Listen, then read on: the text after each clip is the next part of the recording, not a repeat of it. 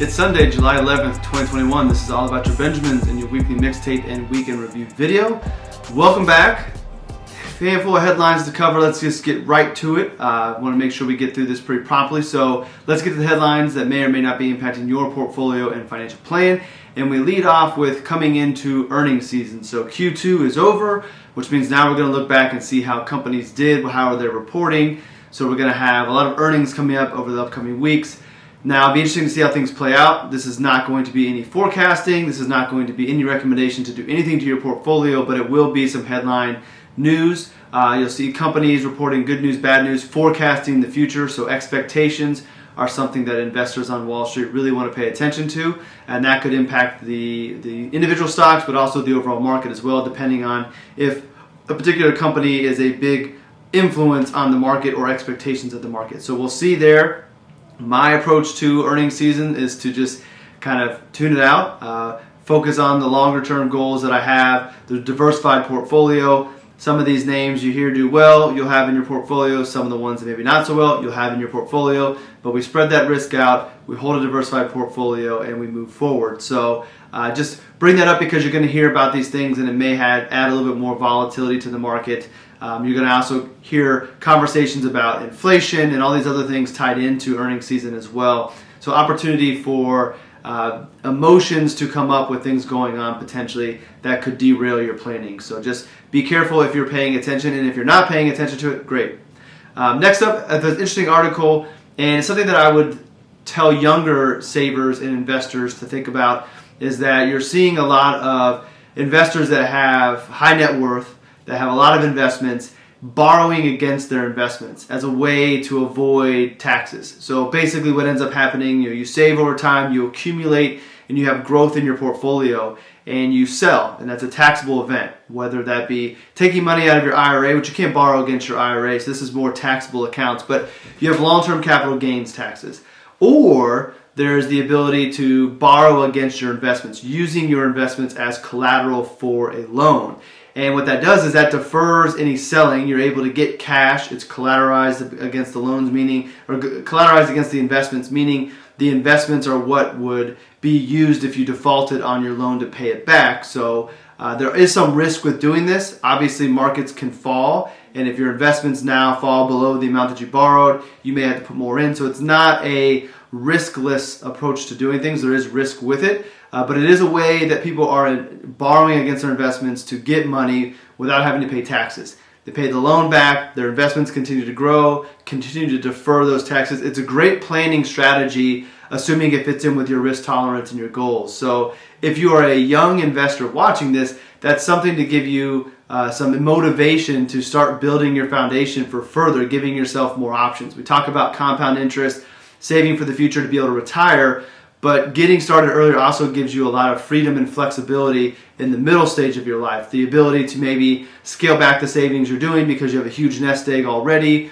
that's compounding for you while you may not save as much, gives you the ability to maybe do more, see more with your family, maybe scale back your savings to pay for college. A lot of flexibility, a lot of optionality, or you have this nest egg that you now can borrow against and leverage your own investments to have favorable terms on a loan, get cash, and allow your investments to keep growing. So I share this not necessarily to say this is something that you should run out and go do right away, but just something to put in your back of your mind of a great planning opportunity, a great options for you to leverage your savings and your investing to give you more freedom and flexibility later in life. And if you happen to have a big enough balance there and you are thinking of doing some things, that is a way to look at financing. So again, there are unique risks to it, different than if you were to do a home equity loan. That's collateralized by the house.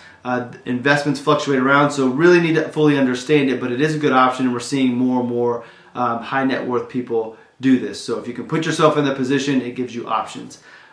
Next, let's go talk to the Fed real quick. Chairman Powell just came out and said that while we're having a great recovery, there are some factors holding us back. Shortages within the markets. You think of like lumber, and you think of the chips that are going to the cars that cause all the backup in the cars, and also lack of employment opportunities for people. Small businesses having a hard time hiring, whether that just be that people aren't wanting to go back to work yet, or there's just not the right matchup between skills and opportunities out there. So a few little blemishes on the radar for the recovery that the Fed just kind of talked about. And again, Inflation is something the Fed's talking about. Chairman Powell said that he thinks that the inflation is short-term. It'll go away in some of these areas. There's a report out that an economist said that we should be prepared for higher inflation for longer periods of time. So a lot of times I talk about the headlines when it comes to the market.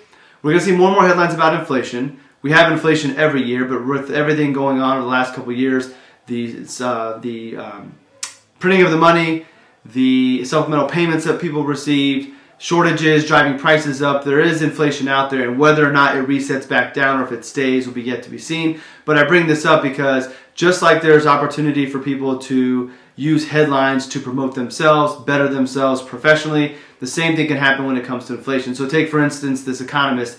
If he happens to be right and we do have inflation, now he gets to go around saying that he predicted higher inflation, that he was right, and everybody should listen to him going forward. He'll sell a book, he'll go do media speaking, he'll have a great career after this prediction. If he's wrong, he has no consequences. So just take some of these headlines with a grain of salt. Not that you should dismiss them fully, but also realize that there is little to no repercussions for getting these things wrong. There are people who are notorious for always saying the market's going to crash and have said it for 20 years. They keep on saying it. Eventually they'll be right, but there are no consequences for all the times that they were wrong. So check the motivation behind why people are saying what they're saying.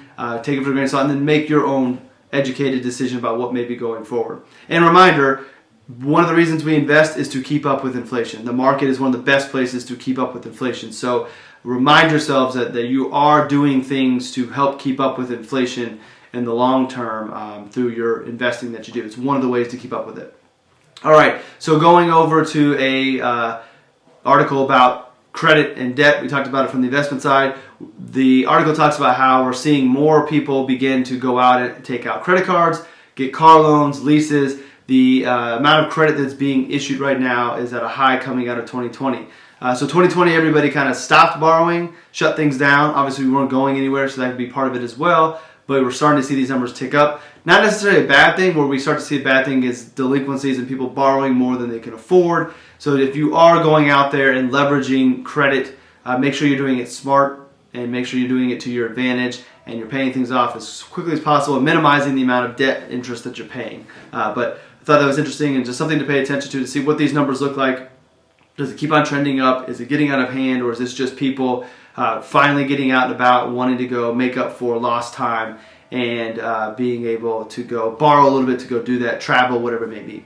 And then finally, just a opportunity about service industries and like the leisure and hospitality bouncing back. So just an article saying that as expected, as people go out, we're starting to see the areas that got hit hardest in COVID and during the time that we were all at home, bouncing back. So that's a positive thing as well. So that's it for this week. Nothing too exciting, which is a good thing. I'm going to let you guys get going to your week. Appreciate you always checking in. And check the mixtape down below and all those great blog posts. And we'll be back next week coming off of a family vacation. Looking forward to working a little bit from up in Michigan for our annual trip. So with that, have a great week, and thanks for tuning in, and we'll see you all in the next episode.